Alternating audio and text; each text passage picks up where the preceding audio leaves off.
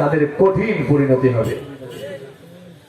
পৃথিবীতে কে স্থায়ী না হোক না সে ফেরাউন কিবা নমরুদ, কেউ ভবে চিরকাল রয় না, কেউ ভবে চিরকাল রয় না। পৃথিবীতে কে স্থায়ী হয় না। ফেরাউন শেষ তক ছিল না, মৃত্যু তাকেও ছেড়ে দিল না। সব রাজা মহারাজা আর মহাবীর, সব রাজা মহারাজা আর মহাবীর, কাউকে সে অবকাশ দেয় না।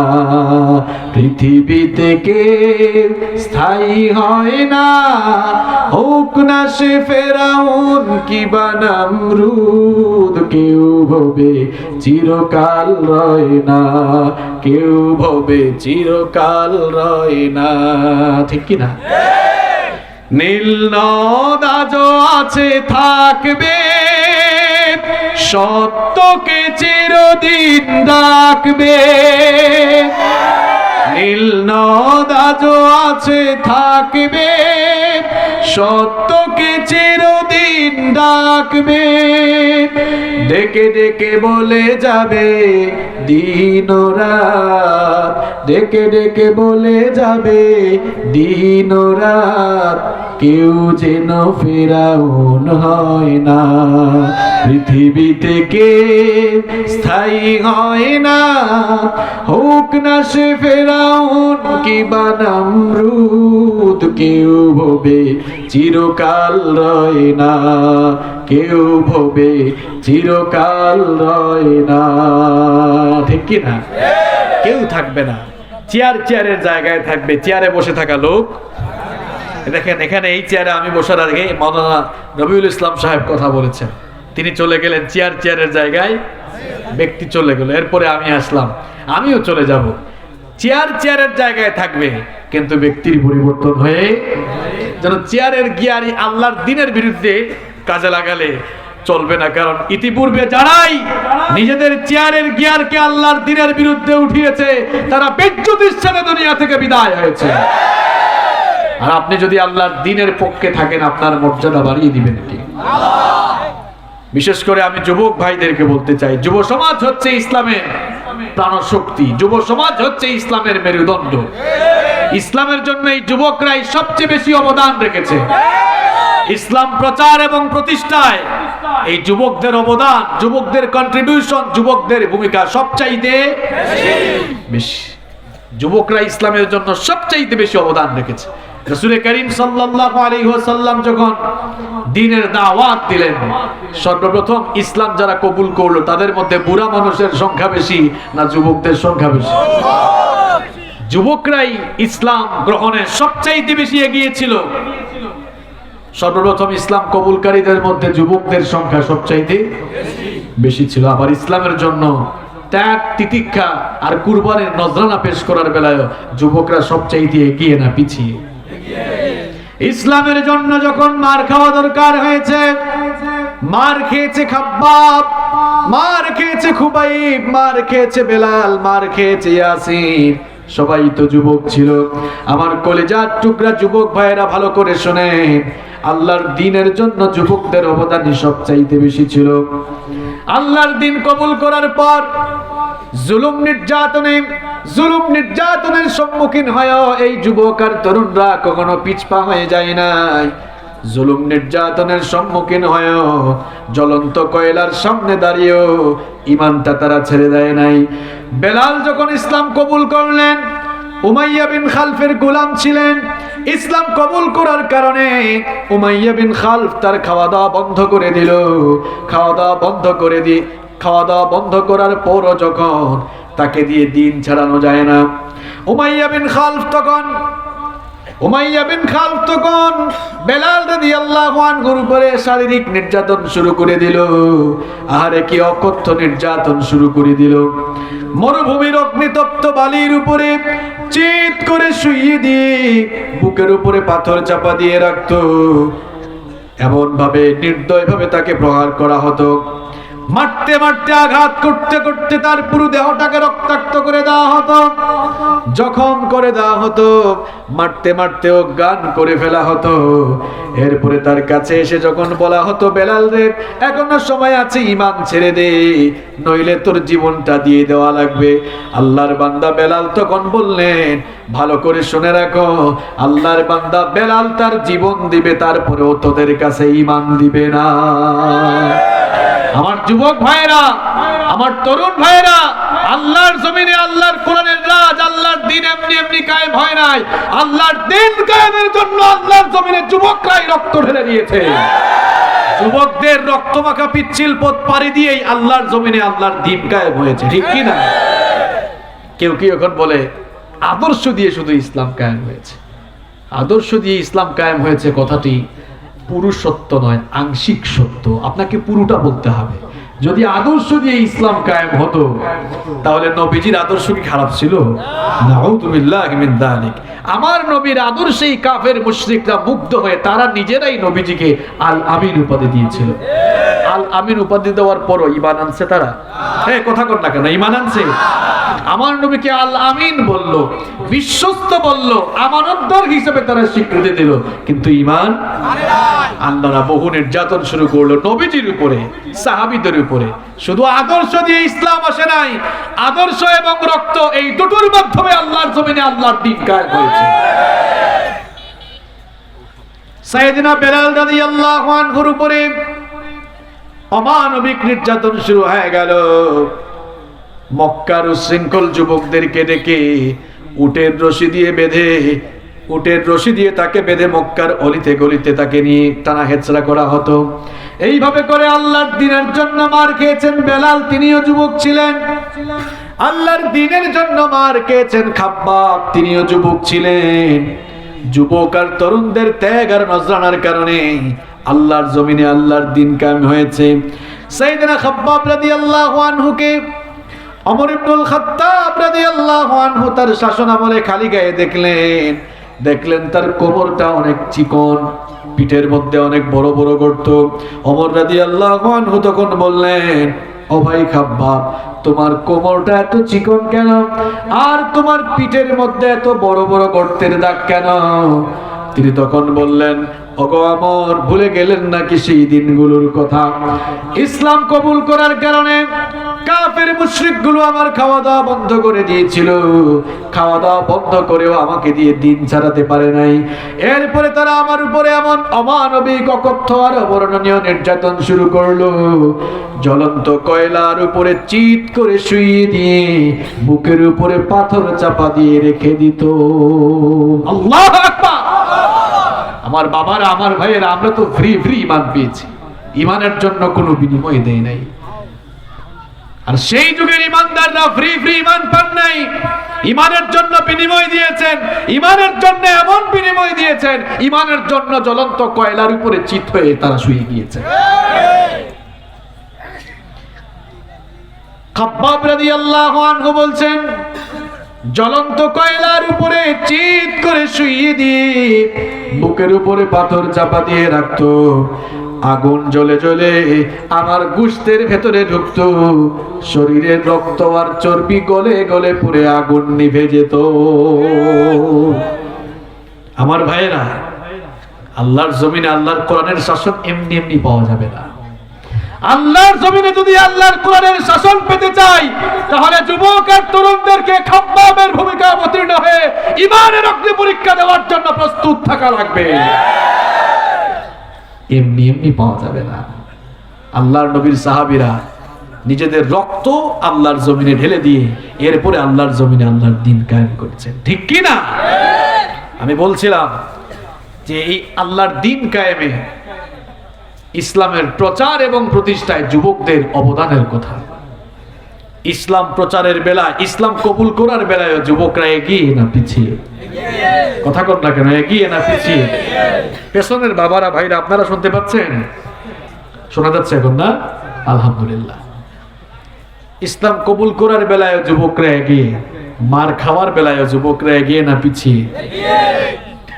বর্তমান যুব সমাজ ফেসবুক নিয়ে ব্যস্ত, মোবাইল নিয়ে ব্যস্ত। পৃথিবীর বিভিন্ন প্রান্তে মুসলমানরা মার খায়, আর যুবকরা এখন ঘুমায় আছে। আমার যুবক আর তরুণ ভাইদেরকে বলতে চাই, এইরকম ঘুমন্ত বিবেক নিয়ে থাকলে মুসলমানদের অবস্থা আরো করুণ হবে। ঘুমন্ত বিবেকটাকে জাগ্রত করে আল্লাহর জমিনে আল্লাহর দ্বীন কায়েমের জন্য খাব্বাবের ভূমিকা অবতীর্ণ হওয়া লাগবে। আপনাদের মতো যুবক আর তরুণদের সাহসী ভূমিকার কারণেই মার খাওয়া ইসলাম শক্তিশালী হয়ে উঠেছে।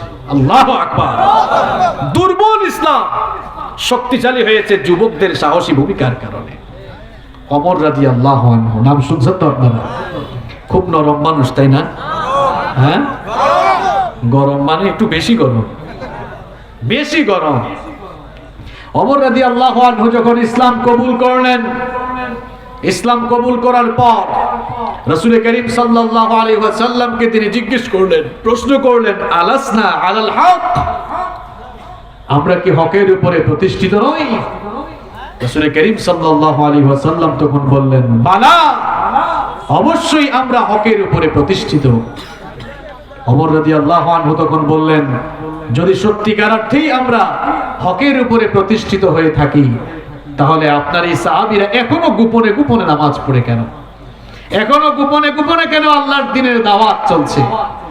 ওমর ইসলাম কবুল করেছে, ওমর গোপনে গোপনে কোনো কাজ করবে না, ওমর যা করার সব সামনাসামনি করবে। আল্লাহু আকবার। এটা কোন সময়ের কথা? যখন ঈমান আনলেই মায়ের আছে না নাই? ঈমান আনলেই মায়ের। যারা ঈমান এনেছে কাফের মুশরিকরা পাইলেই বলে ধর পিটা। সেই সময় ওমর রাদিয়াল্লাহু আনহু ইসলাম কবুল করে বলছেন, ইয়া রাসূলুল্লাহ, পড়েন সাল্লাল্লাহু। ওমর গোপনে গোপনে কোনো কাজ করে না, ওমর যা করে সব দেখায় দেখায় সামনাসামনি করে। আল্লাহু আকবার। এক ওমর কি করেছে মক্কায় শুনেন। তিনি আল্লাহর নবীকে বললেন, ওগো আল্লাহর নবী, আপনি পারমিশন দেন, আজ কাবার চত্বরের দিকে আমি মিছিল বের করতে চাই। আল্লাহু আকবার। মিছিল বের করতে হলে কিছু মানুষের দরকার আছে না নাই? তো কাদেরকে নিয়ে মিছিল দিবে? তখন তো ইসলাম কবুলকারী লোকদের সংখ্যা কম না বেশি? কম মানে অত্যন্ত, একেবারে গুটি কয়েক লোক। আল্লাহর নবী ওমরকে বিশ্বস্ত ভেবেছেন, বিশ্বস্ত মনে করেছেন, বললেন, যাও, তোমাকে পারমিশনও দেওয়া হলো। আল্লাহু আকবার।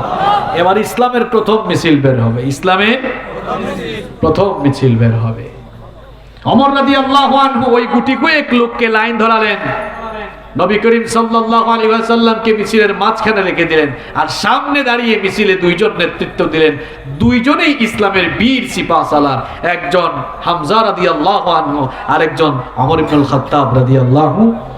মিছিল বের হলো, এবার স্লোগান উঠলো, লিল্লাহি তাকবীর।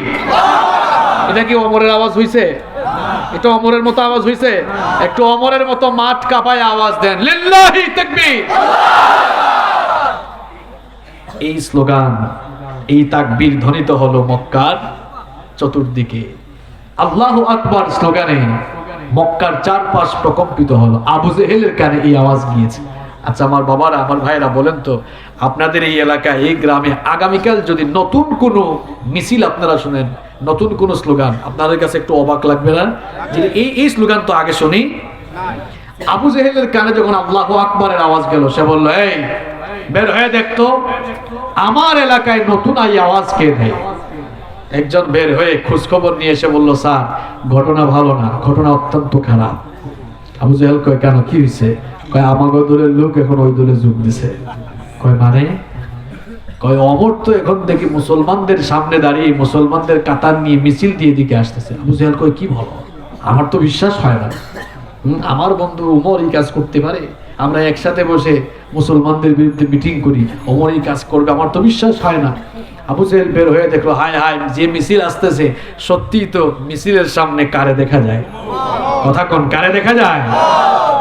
ওমর রাদিয়াল্লাহু আনহুকে দেখা যায়। মুসলমানদের আওয়াজ শুনলেই তো, আওয়াজ শোনা দূরের কথা, কেউ ঈমান আনলেই কাফের মুশরিকরা ধরে মারতো, আর এখন আওয়াজ শুনছে, মারার জন্য আগে থেকে রেডি আছে না নাই? আমার ভাইয়েরা, মুসলমানদের আওয়াজ শুনলেই কাফের মুশরিকরা মুসলমানদের উপরে যেরকম হায়নার মতো ঝাঁপিয়ে পড়তো, আজ কাফের মুশরিকদের চরিত্র লালনকারী বহু মানুষ পৃথিবীতে আছে, এরাও মুসলমানদের আল্লাহু আকবারের স্লোগান শুনলে পরে হায়নার মতো তারা ঝাঁপিয়ে পড়ে। এদের চরিত্রের ভেতরে আবু জাহেলের কিছু ভাইরাস আছে। এরা যখন বের হয়ে গেছে এদেরকে পিটাবে, আবু জাহেল কয় দেখো দেখো অবস্থা, বের হয়েছে কি সাহস, এই বেটা দেখোস না সামনে কে, কথা কর না কেন, সামনে কে? কেউ যদি তার নিজের বউকে বিধবা বানাতে চাও, আর কেউ যদি তার সন্তানদেরকে এতিম করার খায়েশ উঠে, যা ওমরের সামনে যা, কারণ ওমর কথা বলবে পরে মাইট দিবে, মাইট দিবে। আচ্ছা, নেতার অবস্থা যদি এই হয়, কর্মীর অবস্থা ভালো হবে না খারাপ? তাহলে দেখছো আমার নেতা কি কয়, নেতাই ভয় পাইছে আমরা সামনে আগাইয়া। আমার ভাইয়েরা, একজন ওমর গুটি কয়েক সংখ্যক মুসলমানদেরকে নিয়ে মিছিল বের করে আবু জাহাল সহ মক্কার সমস্ত কাফেরদের কলিজায় কম্পন সৃষ্টি করে দিয়েছিল। ওমরের উত্তরসূরি আমার কলিজার টুকরা যুবক আর তরুণ ভাইরা, মুসলিম উম্মার এই চরম দুর্দিনে আপনারা যদি ওমরের ভূমিকায়, হামজার ভূমিকা অবতীর্ণ হয়ে সাহসিকতার সাথে আল্লাহু আকবার স্লোগান নিয়ে গোটা পৃথিবীর মজলুম সমস্ত মুসলমানদের পক্ষে আপনারা যদি আবারও স্লোগান বের করতে পারেন, আবার যদি মুসলিম উম্মার পক্ষে দাঁড়িয়ে যেতে পারেন, আমি আল্লাহর কসম করে বলছি গোটা দুনিয়ার ইসলাম বিরোধী, কোরআন বিরোধীদের কলিজার ভেতরে কম্পন শুরু হয়ে যাবে।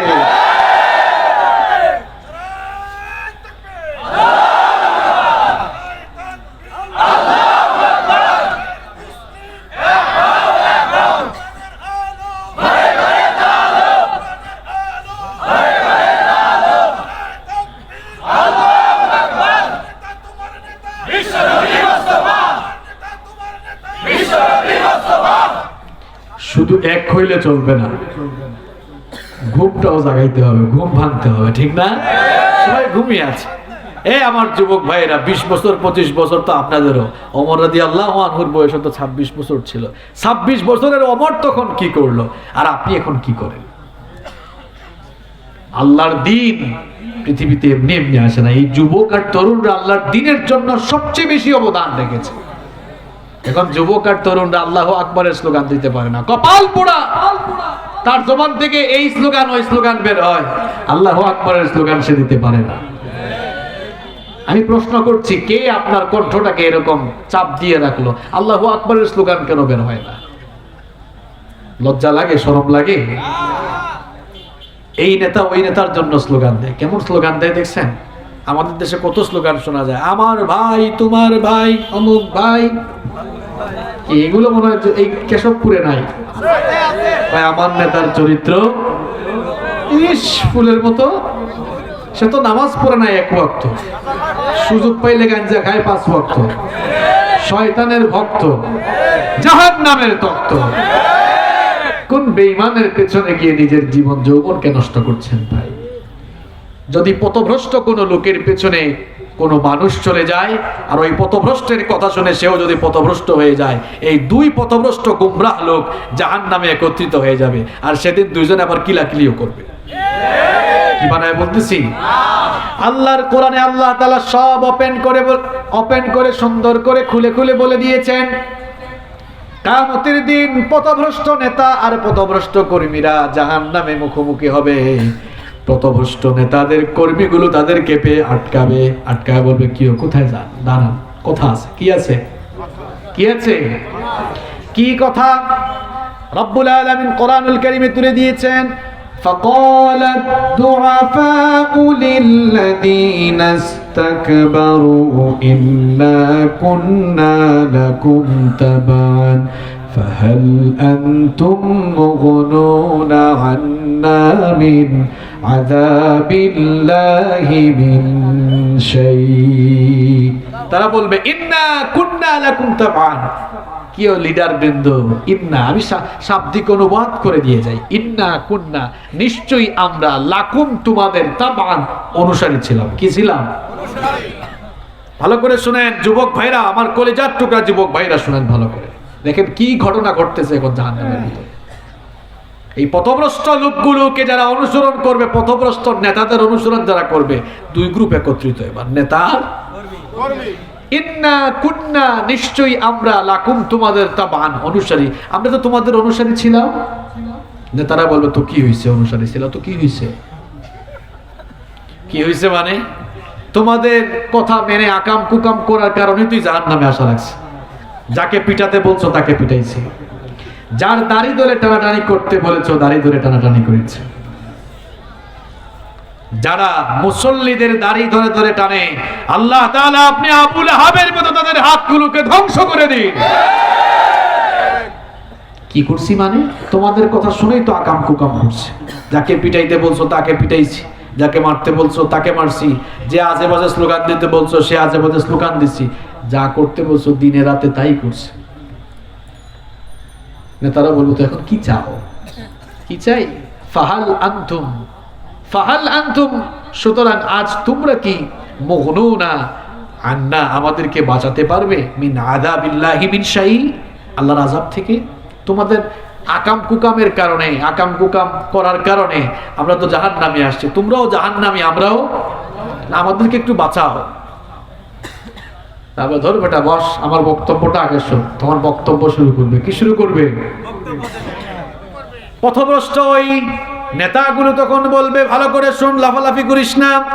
قالوا لو هدانا الله لهديناكم, قالوا, তারা তখন বলবে, লাউ, যদি, হাদান আল্লাহ, আল্লাহ আমাদেরকে হেদায়েত দিতেন, লাহাদাইনাকুম, তোমাদেরকে আমরা হেদায়েত দিতাম।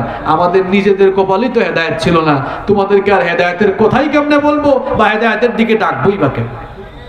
আমরা নিজেরাই হেদায়েতের উপরে। হে যুবক আর তরুণ ভাইরা, কার পেছনে ঘুরো? নামাজ নাই, রোজা নাই, আল্লাহর নবীর সুন্নাত নাই, আদর্শ নাই, কার পেছনে ঘুরো? দেখো অবস্থাটা কি হয়। লাউ হাদানাল্লাহু লাহাদাইনাকুম, আল্লাহ তো আমারই হেদায়েত দেয় নাই, তোমাদেরকে কেমনে হেদায়েত দিতাম বলো? বেশি লাফালাফি করো না, চিৎকার চেঁচামেচি করো না, চিৎকার চেঁচামেচি আর লাফালাফি করে কোনো লাভ হবে না। সাওয়াউন আলাইনা আজাজি'না আম সাবারনা মা লানা মিন মাহিস, আজকে ধৈর্য ধরো আর না ধরো, তোমাদের অবস্থা যা আমাদের অবস্থাও। আজকে নেতা কর্মী সাওয়া, সমান। কর্মীরা বলবে না না, আমরা এটা সমান সমান কেন হবে, আমরা এটা মানি না। আল্লাহ তাআলা বলবেন, কি ব্যাপার, হাসরের মাঠে এই জাহান্নামের মধ্যে না, আবার মানি না স্লোগান কারা দেয়? এরা বলবে, ওগো আল্লাহ, আমরা মানি না স্লোগান দিচ্ছি। আল্লাহ বলবেন, কি মানো না? তারা বলবে, আমরা আমাদের এই পথভ্রষ্ট গোমরা লোকদের, পথভ্রষ্ট গোমরা নেতাদের শাস্তি আর আমাদের শাস্তি সমান সমান, এটা আমরা মানি না। আল্লাহ বলবেন, তো তোমরা কি চাও? কর্মীরা তখন বলবে, আমরা দুইটা জিনিস চাই। জোরে কোন, কয়টা? আল্লাহ বলবেন, ঠিক আছে বলো। এবার তারা এক নম্বর দাবি পেশ করবে, ওয়াকালু রাব্বানা ইন্না আতা'না সাদাতানা ওয়া কুবারানা ফাআদাল্লুনা সাবিলা, ওগো আমাদের রব, ওগো আমাদের রব, এরা আমাদের নেতা ছিল। ইন্না আতা'না সাদাতানা, আমরা আমাদের এই নেতাগুলোর আনুগত্য করেছিলাম, অনুসরণ করেছিলাম, এই জন্য আমাদের এই অবস্থা হয়েছে। ফাআদাল্লুনা সাবিলা, এরা আমাদেরকে পথভ্রষ্ট করে দিয়েছে। কি করে দিয়েছে? মনোযোগ আছে না গেছে? আল্লাহ বলবেন, ঠিক আছে, এখন তোমরা কি চাও, মূল দাবিটা কি? তারা বলবে, এক নাম্বার দাবি হলো, রব্বানা আতিহিম দু'ফাইনি মিনাল আযাবি ওয়াল আনহুম লা'নান কাবীরা, এদের কথা মানার কারণেই তো আজ আমরা এই ভয়ঙ্কর জাহান্নামে এসেছি। ওগো আল্লাহ, আমাদের এই পথভ্রষ্ট নেতাগুলোর পথভ্রষ্টতার কারণে, তাদের কথা মেনে যেহেতু আমরা জাহান্নামে এসেছি, আর জাহান্নামে তুমি আমাদেরকে যে শাস্তি দিবা, আতিহিম দু'ফাইনি মিনাল আযাব, আমাদের নেতাদেরকে আমাদের ডবল আযাব দিবা। আসল খেলা তো সেই দিনে না, এখন অনেকে বলে খেলা হবে, খেলা তো ওই দিন হবে। কর্মী বলবে, আল্লাহ রে ডবল দাও। কি দাও? কি দাও? কি বানায় বলতেছি? নেতাগিরি ছুটে যাবে। এটা কয় নাম্বার দাবি? দুই নাম্বার হলো তারা বলবে ওগো আল্লাহ সব সময় আমরা এদের পেছনে পেছনে থেকেছি, সব সময় ভালো ভালো চেয়ারটা এরা দখল করেছে, ভালো ভালো খেয়েছে, আজ একটু অপমান করার সুযোগ যেহেতু পেয়েছি অপমান করতে চাই। নাজআলহুমা তাহতা আকদামিনা লিয়াকুনা মিনাল আসফালিন। এদেরকে আজ আমাদের সামনে দেন, আমরা এদেরকে পদদলিত করে বুকের উপরে পাড়া দিয়ে এরপরে জাহান্নামে যেতে চাই। আল্লাহু আকবার। এ যুবক আর তরুণ ভাইয়েরা, কোথায় যাও, কোথায় দৌড়াও? কোন বেনামাজি পথভ্রষ্ট গুমরাহ লোকদের পেছনে গিয়ে নিজের জীবন যৌবন নষ্ট করে ফেলিও না, তাদের সঙ্গী সাথী হয়ে যাও। যারা নামাজি তোমাকেও নামাজের কথা বলে, যারা আল্লাহর জমিনে আল্লাহর দ্বীন কায়েমের জন্য নিজেদেরকে বিলীন করে দিয়েছে, এদের সঙ্গে যারা থাকবে তাদের উপরে সন্তুষ্ট হবেন কি? আজ আমার যুবক ভাইদের মুখ দিয়ে আল্লাহু আকবার বের হয় না। যারা আল্লাহু আকবার বের করতে দেয় না, এদের সাথে থাকার কোনো দরকারও নাই। আল্লাহর দ্বীনের প্রচার এবং প্রতিষ্ঠার জন্য এভাবেই যুবকরা অবদান রেখেছে। এক নম্বর পয়েন্টটা মনে আছে তো? ইসলাম কবুল করার বেলায় যুবকরা এগিয়ে না পিছিয়ে? জবাব দেন, এগিয়ে না পিছিয়ে? এক। দুই নাম্বার, ইসলামের জন্য যখন মার খাওয়া দরকার হয়েছে, নির্যাতনের সম্মুখীন হওয়া লেগেছে, যুবক এগিয়ে না পিছিয়ে? তিন নাম্বার, ইসলামকে সংকটাপন্ন অবস্থা থেকে বের করে আনার বেলায়ও যুবকরা এগিয়ে না পিছিয়ে? নাম্বার 4 এবং সর্বশেষ পয়েন্টটা বলছি, আল্লাহর দ্বীনের জন্য যখন জীবন দেওয়ার দরকার হয়েছে তখনও যুবক এগিয়ে না পিছিয়ে? আমার যুবক ভাইরা, আপনারা এগিয়ে থাকবেন না পিছিয়ে থাকবেন? কারা কারা পিছিয়ে থাকবেন হাত তোলেন।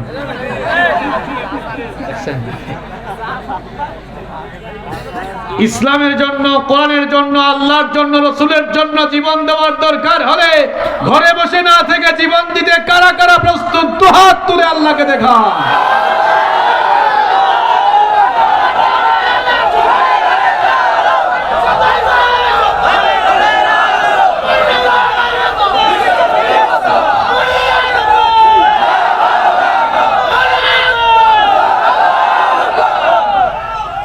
আল্লাহ কবুল করেন। ইসলামের জন্য যখন জীবন দেওয়ার দরকার হয়েছে, আল্লাহর নবীর সাহাবীরা পিছপা হয় নাই, বরং সামনের দিকে এগিয়ে গিয়ে আল্লাহর জন্য জীবনটাকে বিলীন করে আজ আমরা ইসলামের জন্য, আল্লাহর দ্বীনের জন্য জীবন দেওয়া তো দূরের কথা, আমরা এখন নিজেরা নিজেদেরকে নিয়ে ব্যস্ত হয়ে পড়েছি। আমার ভাইরা বলেন তো, ইসলামের প্রথম যুদ্ধের নাম কি? বদর না খায়বার? কনফার্ম তো সবাই? কি বাবারা বলেন তো, ইসলামের প্রথম যুদ্ধের নাম কি? কোনো সন্দেহ আছে? আচ্ছা বলেন তো, বদরের এই যুদ্ধটা কঠিন ছিল না খুব সহজ ছিল? শুধু কঠিন না, অত্যন্ত কঠিন। হ্যাঁ, তখন ইসলাম কবুলকারী লোকের সংখ্যাও, জনগণ কম, লোকবল কম, অস্ত্রশস্ত্র কিছু আছে? কিচ্ছু নাই। বদরের যুদ্ধ কঠিন ছিল কি কারণে? কেন কঠিন ছিল?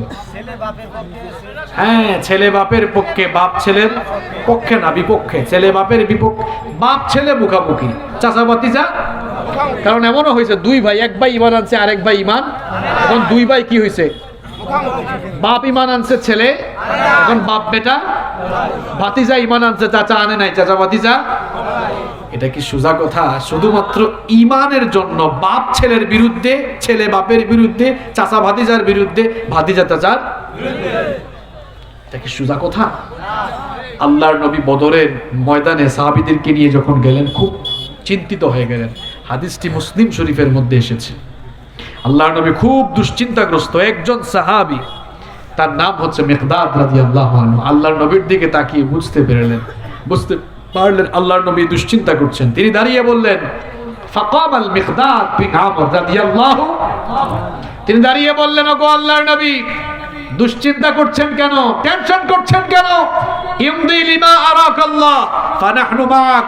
আল্লাহ তাআলা যেদিকে আপনাকে আদেশ দিয়েছেন সেদিকেই আমাদেরকে নিয়ে চলুন, আমরা আপনার সাথে আছি। আল্লাহ এমন কঠিন সময়ে এই কথা বলার পর আল্লাহর নবীর দুশ্চিন্তা থাকবে না চলে যাবে? আল্লাহর নবী তাকালেন, কি বলছে?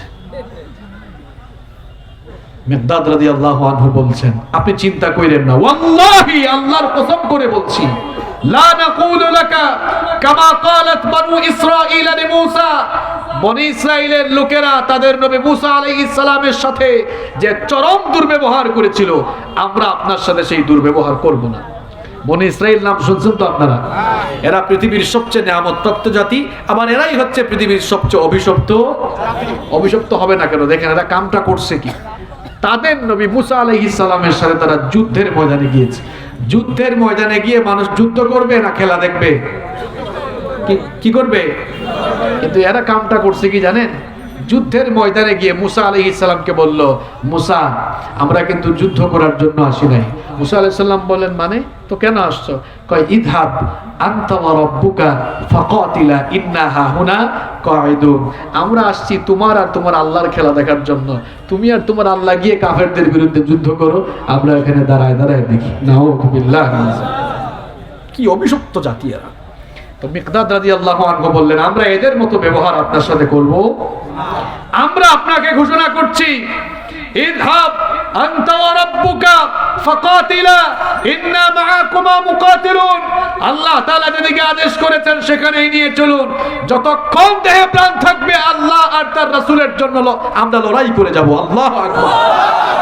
আমরা এসেছি লড়াই করার জন্য, বসে থাকার জন্য এসেছি, জীবন দেওয়ার জন্য, বাঁচার জন্য নয়। আল্লাহু আকবার।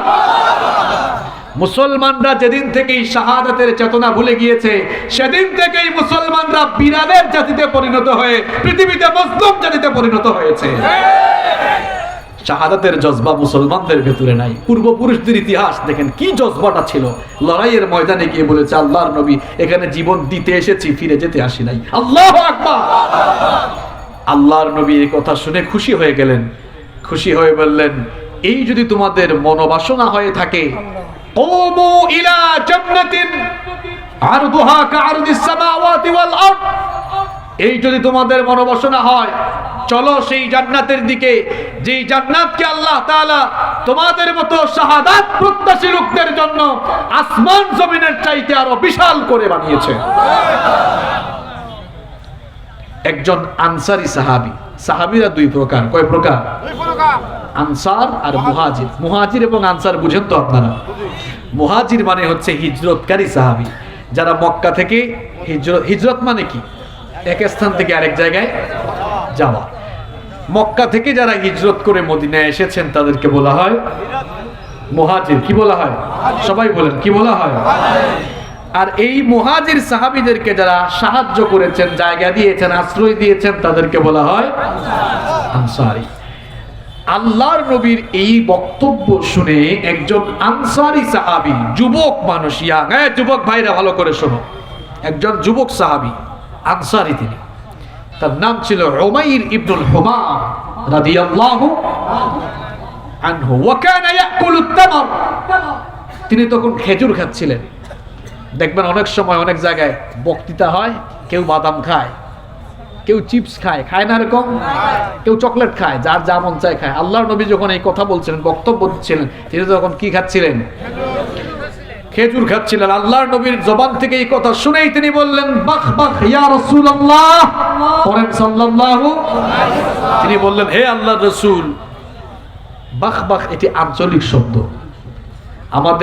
আমাদের মাতৃভাষা হচ্ছে বাংলা, কিন্তু মাতৃভাষা বাংলা হলেও এক এক অঞ্চলে গেলে দেখবেন এক এক অঞ্চলের এক এক আঞ্চলিক ভাষা।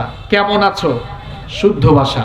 আপনি যদি চট্টগ্রামে যান, আপনাকে বলবে বদ্দা গমাসনি, দেখছেন অবস্থা।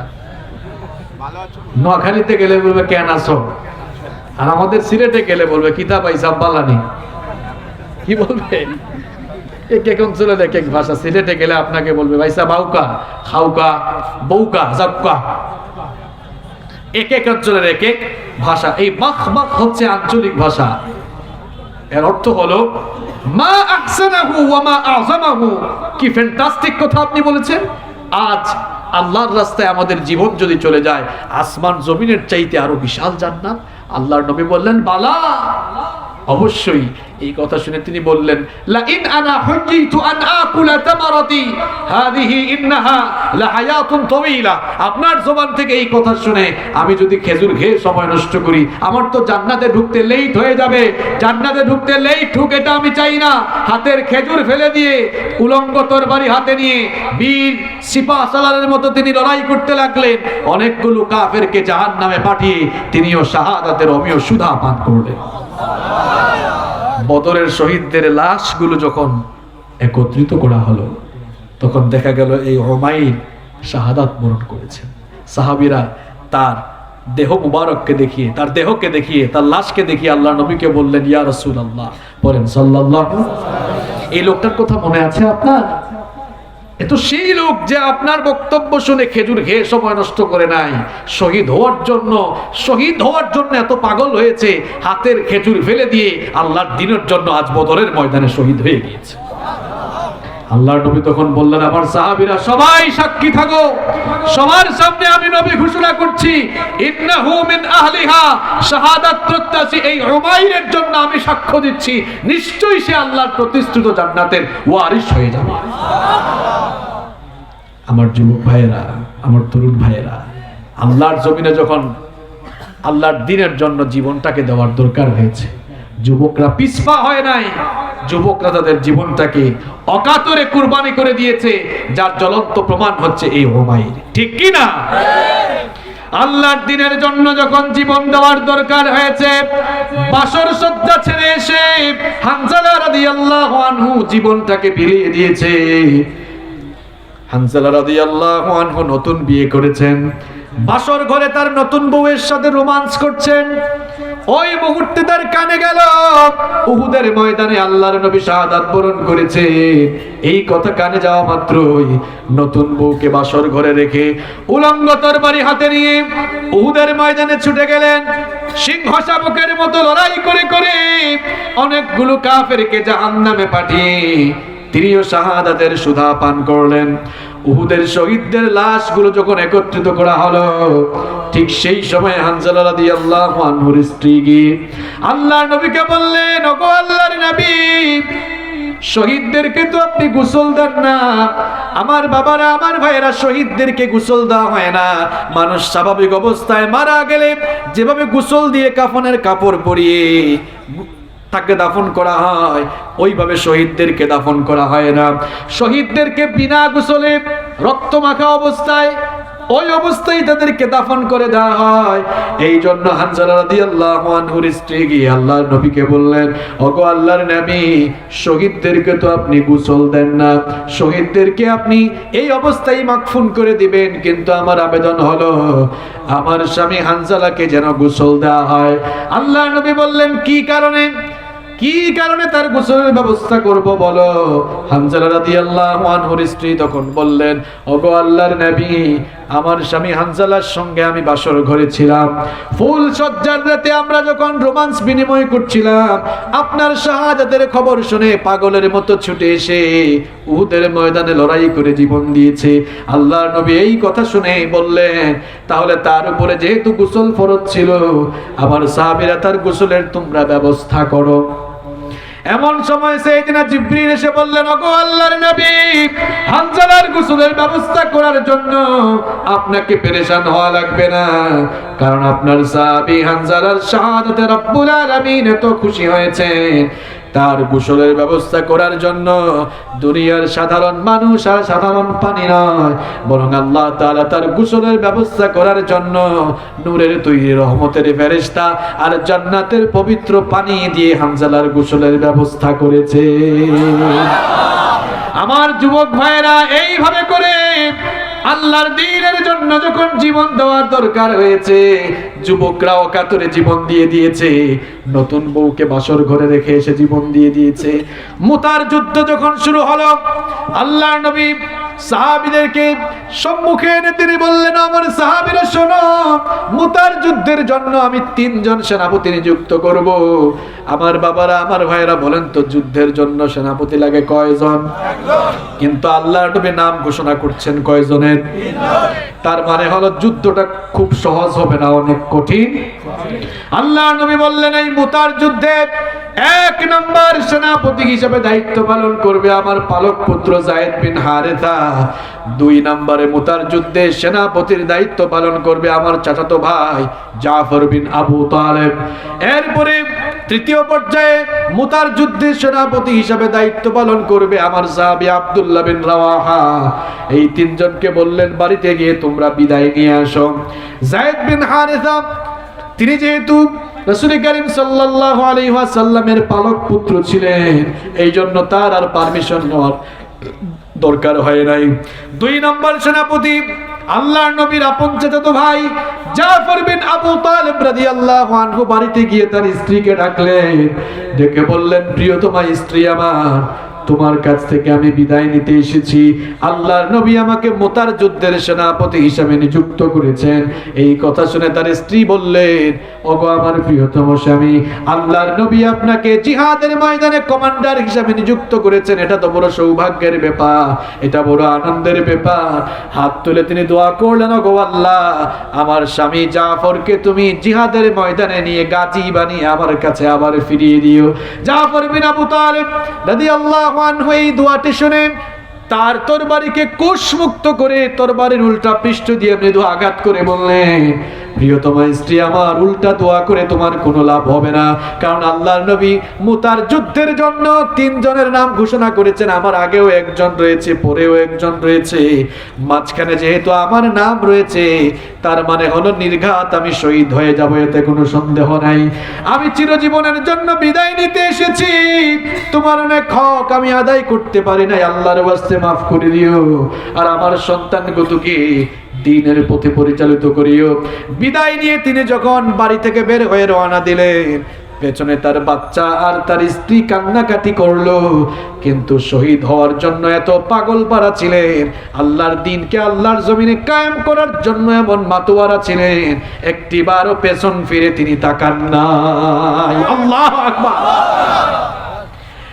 3 নম্বর সেনাপতি আব্দুল্লাহ বিন রাওয়াহা, তিনি নতুন বিয়ে করেছিলেন, বাসর ঘরে বউয়ের সাথে গিয়ে সাক্ষাৎ হয় নাই। বিয়ে করার পর মিটিং এর খবর যখন এসেছিল তখন তিনি মিটিং এ গিয়ে যোগ দিয়েছিলেন।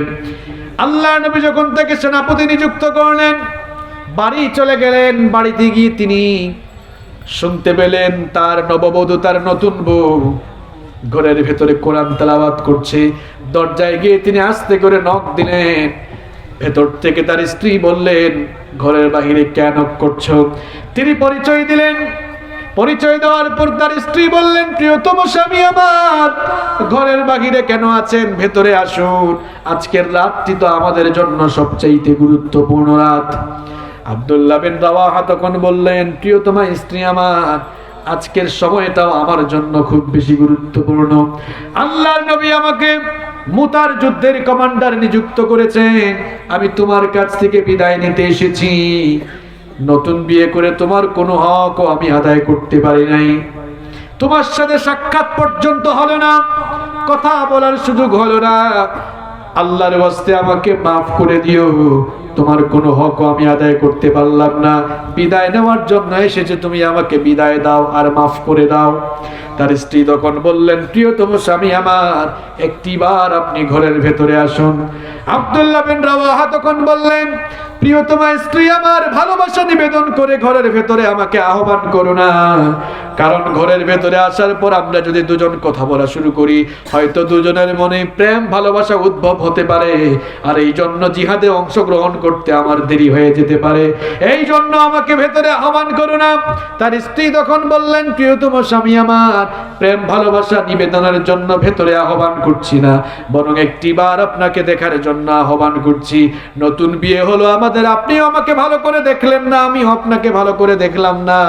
একটিবার আপনাকে দেখে চিনে রাখতে চাই, যেন কিয়ামতের দিন আপনাকে দেখে আমি চিনে ফেলতে পারি। আব্দুল্লাহ বিন রাওয়াহা তখন বললেন, প্রিয়তমা স্ত্রী আমার, আমাকে চিনে রাখাই যদি তোমার মনোবাসনা হয়, তোমার উদ্দেশ্য হয়, তাহলে আমাকে দেখাও লাগবে না। কারণ যে রব্বুল আলামিনের জন্য আমি জীবন দিতে যাচ্ছি, আমি বিশ্বাস করি সেই রব্বুল আলামিন কাল কিয়ামতের দিন জান্নাতে তোমাকে আর আমাকে মিলিত করে দিবে।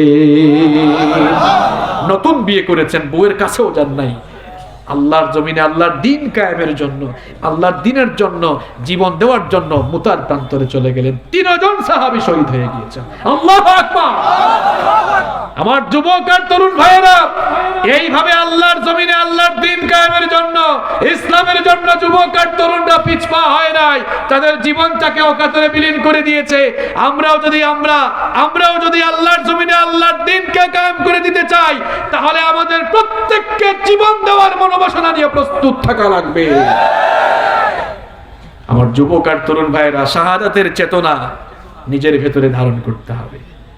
শাহাদাতের চেতনা যদি হৃদয়ে থাকে, শহীদ না হলেও লাভ আছে না নাই? শাহাদাতের মৃত্যু তো দুনিয়ার সবচেয়ে শ্রেষ্ঠ মৃত্যু। এই জন্য সাহাবীরা শহীদ হওয়ার প্রতিযোগিতা করতেন।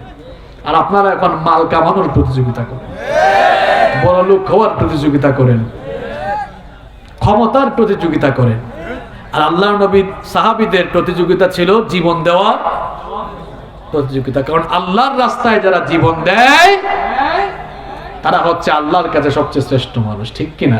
এদেরকে এত ইজ্জত আল্লাহ তাআলা দিয়েছেন, ওয়ালা তাকুলু লিমান ইউকতালু ফি সাবিলিল্লাহি আমওয়াত। এদেরকে মৃত পর্যন্ত তোমরা বলো না। অন্য কোনো মানুষ মারা গেলে এদেরকে আমরা মৃত বলি, আল্লাহ নিষেধ করছেন এদেরকে মৃত বলো না, এদেরকে সম্মান দিয়ে শহীদ বলো। সুবহানাল্লাহ পড়ে। আল্লাহর পথে যারা জীবন দিল, তাদেরকে মৃত বলো না। কোরআনের পথে যারা শহীদ হলো, তাদেরকে মৃত বলো না। ওরা তো চায়নি কো আয়েশি জীবন, চায়নি কো তারা জুলুম শোষণ। আল্লাহরে পৃথিবীতে তারা, আল্লাহরে পৃথিবীতে তারা চেয়েছিল এক আল্লাহর শাসন, তাদেরকে মৃত বলো না।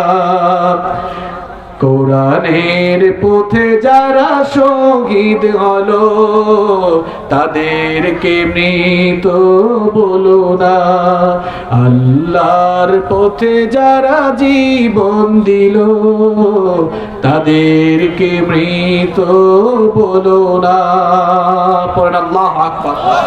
আমার ভাইয়েরা, সময় হয়তো আসতে পারে, সময় হয়তো আসতে পারে আল্লাহর দ্বীনের জন্য, কোরআনের জন্য, ইসলামের জন্য, আল্লাহ আর রাসূলের জন্য, ইসলামের মর্যাদাকে জমিনে সমুন্নত করার জন্য হয়তো সাহাবীদের মতো আমাদেরকেও জীবন দেওয়া লাগতে পারে। যদি জীবন দেওয়ার দরকার হয়, কারা কারা জীবন দিতে প্রস্তুত থাকবেন? দুহাত তুলে আল্লাহকে দেখেন।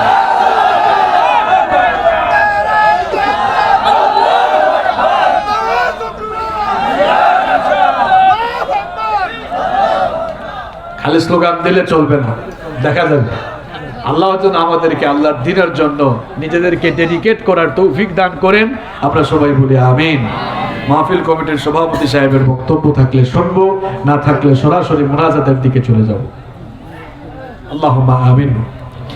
ربنا ظلمنا أنفسنا وإن لم تغفر لنا وترحمنا لنكونن من الخاسرين ربنا لا تزغ قلوبنا بعد إذ هديتنا وهب لنا من لدنك رحمة إنك أنت الوهاب ربنا إنك جامع الناس ليوم لا ريب فيه إن الله لا يخلف الميعاد رب العالمين